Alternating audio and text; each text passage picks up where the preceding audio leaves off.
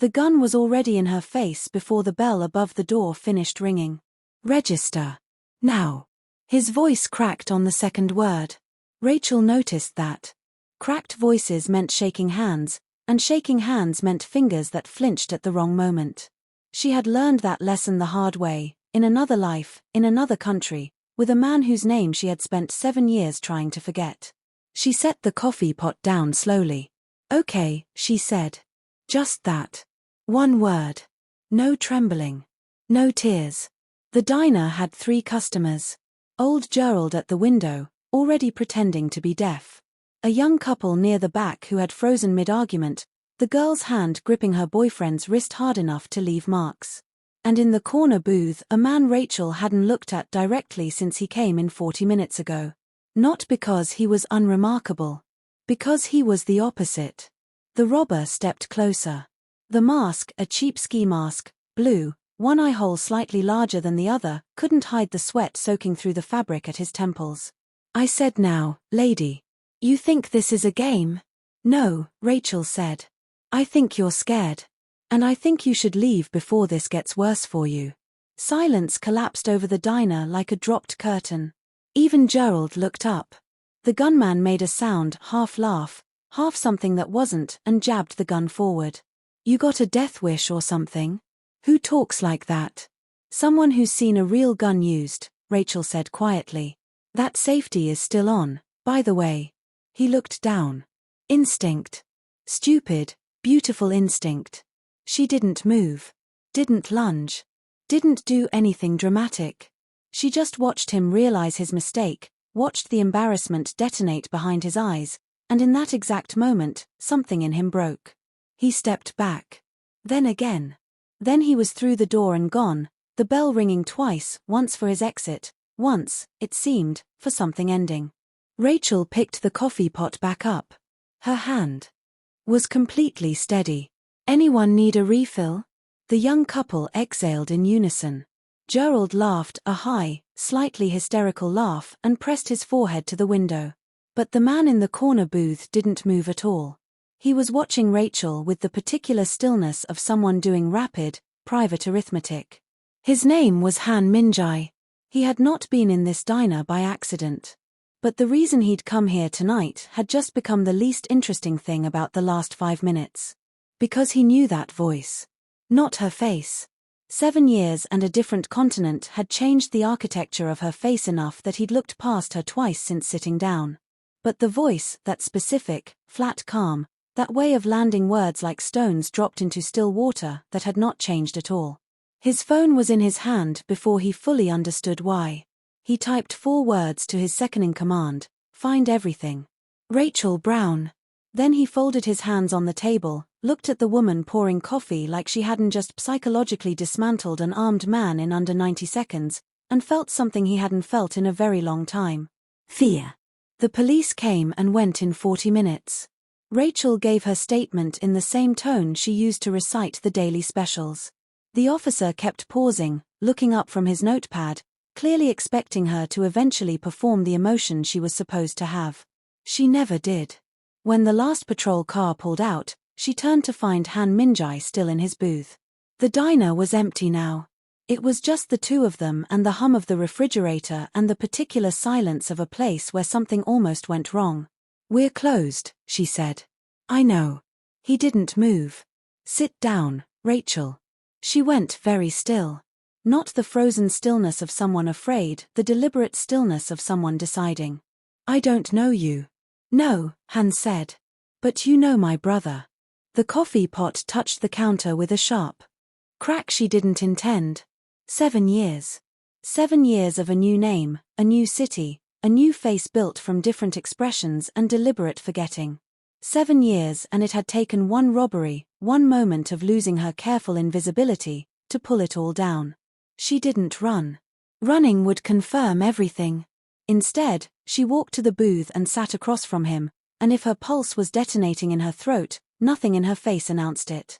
"Talk," she said. Han studied her for a moment. Up close, he was younger looking than she expected for someone with his reputation, not that she was supposed to know his reputation. He had his brother's jaw. She hated that. She hated that she noticed. 7 years ago, he said, you were in Seoul. You were working with a man named David Park. My brother, Min Jae-soo, was supposed to deliver something to Park. He never came back from that meeting. He paused. You were the last person who saw him. People go missing, Rachel said. Not my people. His voice didn't rise. That was more frightening than if it had. My brother was 19. He wanted to prove something. I told him he was too young for that world. He didn't listen. His jaw tightened. So I've spent 7 years wondering, was it Park? Was it someone else? Was it, he stopped. Started again. Was it you? The question sat between them like a lit match. Rachel looked at him for a long moment. Outside, a car passed, sweeping brief light across the ceiling and then gone. What do you want? She asked. The truth. And if the truth makes you angry? It already makes me angry, Han said. I want to know if it should also make me dangerous. Rachel felt the meaning of that land exactly as he intended it to. She was alone in a closed diner with a man who ran half the Korean underworld, who had just recognized her against every odd, who was asking her a question with death folded inside it like a blade inside a letter.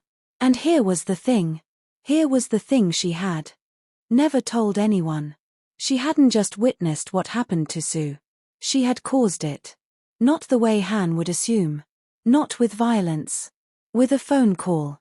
One phone call to the wrong person, made in a moment of panic, because David Park had told her Sue was carrying something that would get them all killed if it reached its destination. She had believed him. She had made the call. And Sue had disappeared into whatever David Park decided to do about it, and Rachel had run before she could find out what that was. She had told herself for 7 years that she hadn't known. That she couldn't have known. Sitting across from his brother, she understood that she had always known she was lying to herself. Your brother was 19, she said finally. And he was walking into something that would have ended badly no matter what I did or didn't do. Han's eyes didn't move from her face. That's not an answer. It's the only one that's true. The silence stretched. Rachel watched something move through Han's expression, not anger, not yet, something more complicated and more dangerous. The arithmetic of a man deciding whether grief justified something irreversible. Then his phone buzzed. He looked at it. His expression shifted in a way that sent a cold finger down Rachel's spine. Interesting, he said quietly. What? He turned the phone to face her. It was a photograph. Her photograph, but not as Rachel Brown. The name printed beneath it was one she hadn't heard in 7 years. This is who you actually are, Han said. And this, he swiped to the next image, and Rachel felt the floor tilt, is who you've been hiding from. The second photograph was of David Park. Older now, heavier. But alive. And on his jacket, the pin of a federal law enforcement agency. David Park was not a criminal. David Park had never been a criminal. Which meant everything Rachel had believed for 7 years, every justification, every careful lie had been built on a foundation someone else had deliberately constructed. She had been used. Who built the trap and why? Keep watching. The answer changes everything. Rachel stood up from the booth. Not to run. Her legs simply refused to hold the weight of what she'd just seen while sitting down. Where did you get that? Her voice came out wrong. Too thin. 7 years of careful control fracturing along a seam she hadn't known existed. My people are thorough, Han said. Sit down. Don't tell me to. Rachel. His voice dropped. Not threatening. Something almost worse, almost gentle. Sit down. She Saturday. Han placed the phone face up between them like evidence at a trial. David Park has been a federal intelligence operative for 11 years. Which means when he recruited you in Seoul, it wasn't for whatever you thought it was for. You were an asset. Probably unwilling. Probably uninformed. I knew what I was doing, Rachel said. The words tasted immediately false. Did you? Han leaned forward slightly. Because from where I'm sitting, it looks like a man with a government badge pointed you at my 19-year-old brother and let you pull the trigger without ever touching the gun himself. He paused. That's a very clean operation. Rachel stared at the photograph of Park's face. The easy smile. The conference lanyard. The complete, comfortable legitimacy of a man who had sent her running across the world carrying guilt that was never entirely hers to carry. Something cracked open in her chest. She had felt anger before, quiet anger, the kind she'd learned to compress into something small and livable. This was different. This was the kind of anger that reorganized a person. Is your brother dead? She asked. Han was quiet for a moment. I don't know. She looked up. What? I've never found a body. I've never found confirmation. His voice was controlled, but the effort showed, just barely, at the edges. For 7 years I've been operating on the assumption that he's gone because the alternative. He stopped.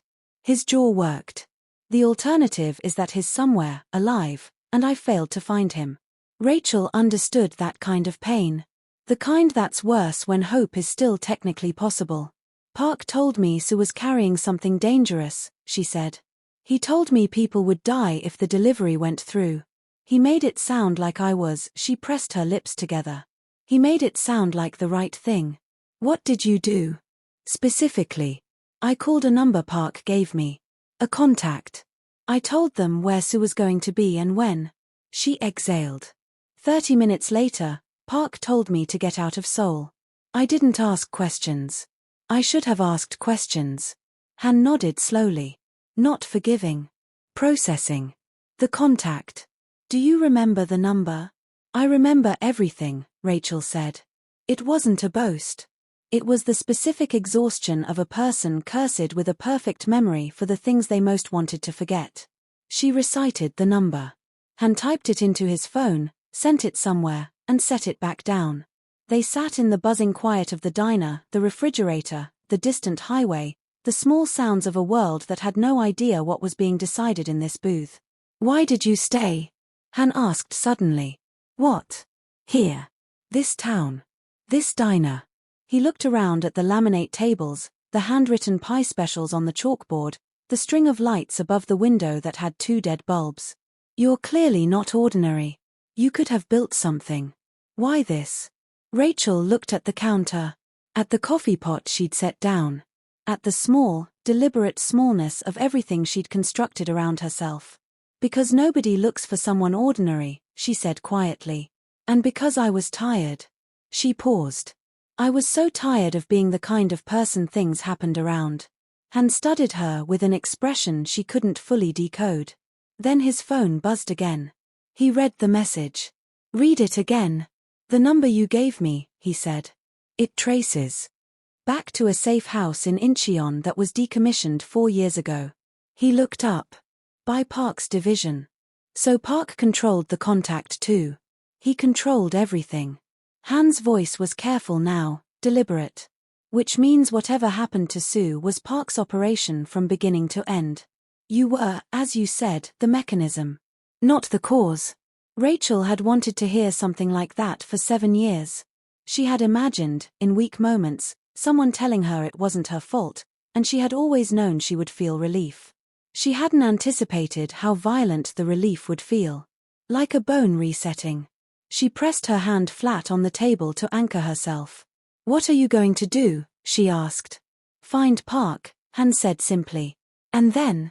He looked at her with his brother's jaw and 7 years of unanswered grief behind his eyes. That depends on what I find. Rachel looked at the table. At his hands. At the phone between them with Park's smiling face still on the screen. I know where he'll be, she said. Han went very still. What? He contacts me. Twice a year, like clockwork. A different number each time, but the same cadence, the same phrasing. She met Han's eyes. He's been monitoring me. Making sure I stayed small. Stayed quiet. She felt the anger reorganize her again, vertebra by vertebra. His due to call in 11 days. The look Han gave her then was not quite alliance. Not quite trust. But it was the beginning of something. Then we have 11 days, he said. You think you know where this ends. You don't.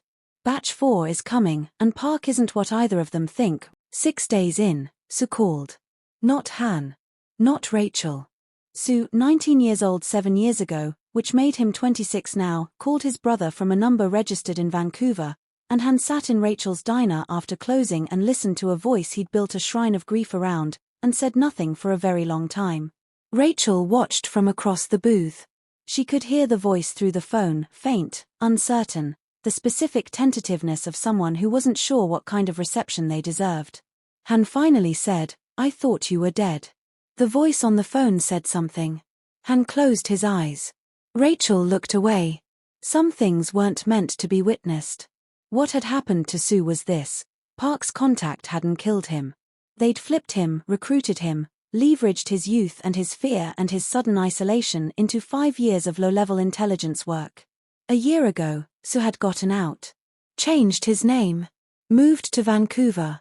He'd been trying to find the courage to call Han ever since, not knowing whether Han would answer with love or with judgment, and not being sure which he deserved.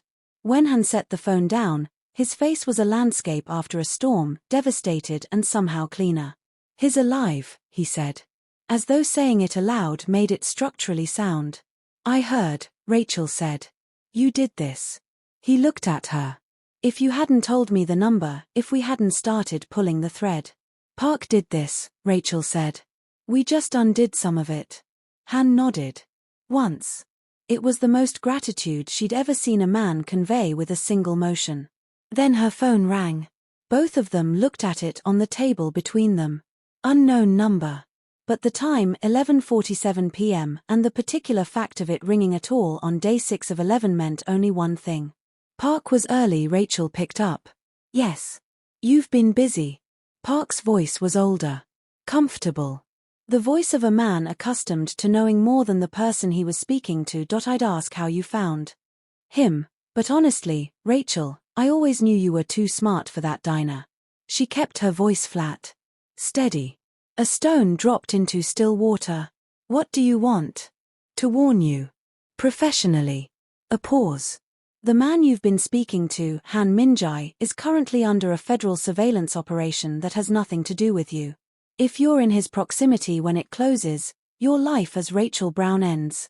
And the alternative identity options available to you are considerably less comfortable. You've been watching me. I've been protecting you," Park said, with the practiced warmth of a man who believed his own framing. "For 7 years. You're an asset, Rachel.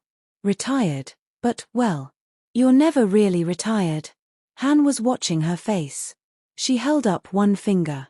He nodded. "Tell me something," Rachel said to Park. "Sue. Did you know he was alive?" A brief silence.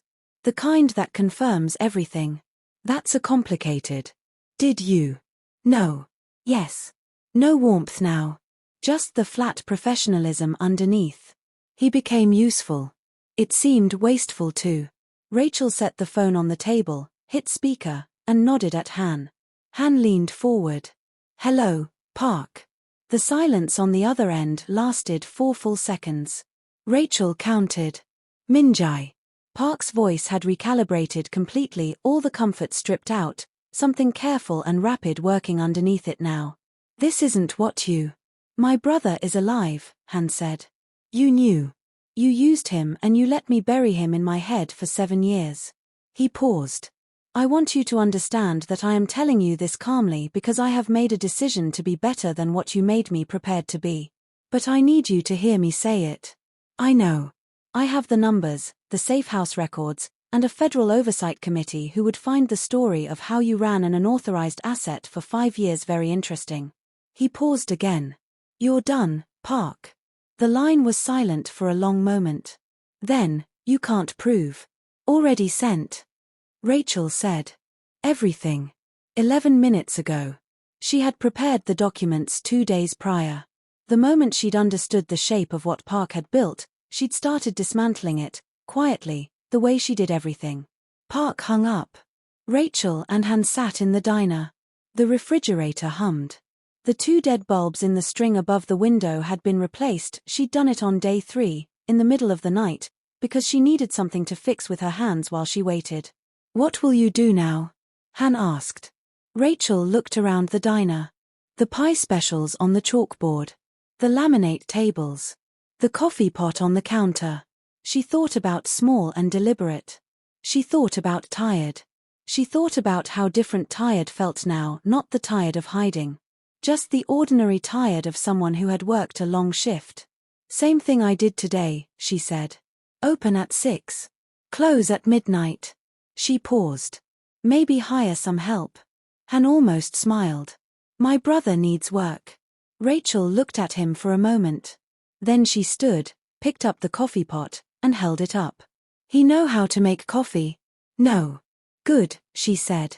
Easier to train them when they don't think they already know. She poured 2 cups. Han wrapped both hands around his like it was the first warm thing he'd touched in 7 years. Outside, the town was quiet. Inside, for the first time in longer than Rachel could honestly remember, so was she. If this story held you, share it.